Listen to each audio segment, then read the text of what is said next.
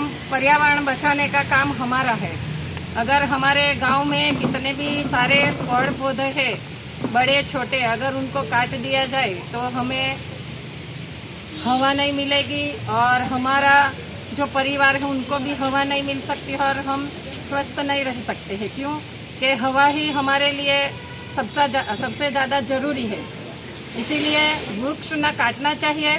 अगर एक वृक्ष अपन ने काटा तो दूसरा 2 वृक्ष लगाना चाहिए, जैसे आम हो, इमली हो, कोई भी जो हमारे धरती पे है कोई भी एक पेड़ लगाना चाहिए।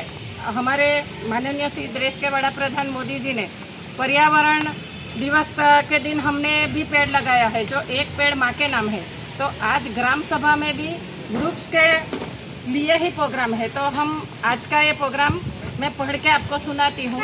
गुजराती में है, आपको समझ में आ जाएगा। थोड़े बहुत तकलीफ भी होगी तो कोई बात नहीं, आप समझ लेना। विश्व पर्यावरण दिवस એ આપણા પર્યાવરણના રક્ષણ માટે જાગૃતિ લાવવા અને પ્રોત્સાહન કરવા માટે 5મી જૂન યોજાતી વાર્ષિક ઉજવણી છે। એ એક એવો દિવસ છે જ્યારે વિશ્વભરના લોક પ્રકૃતિને મહત્વ અને ભાવિ પેઢીઓ માટે તેની સુરક્ષિત રાખવાની આપણી જવાબદારીની પ્રતિબંધિત કરવા માટે એકતા થયા છે।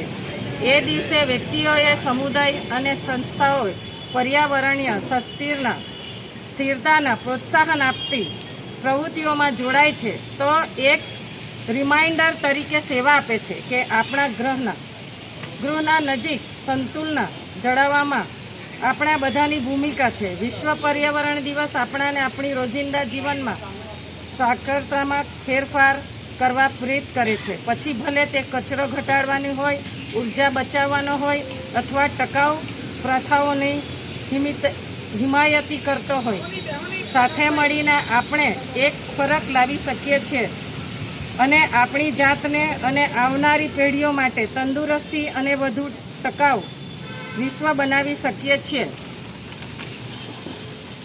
વિશ્વ પર્યાવરણ દિવસ આપણાને આપણી રોજિંદા ટેવ અને તે પર્યાવરણને કેવી રીતે અસર કરે છે તેના પર વિચાર કરવા પ્રોત્સાહન કરે છે।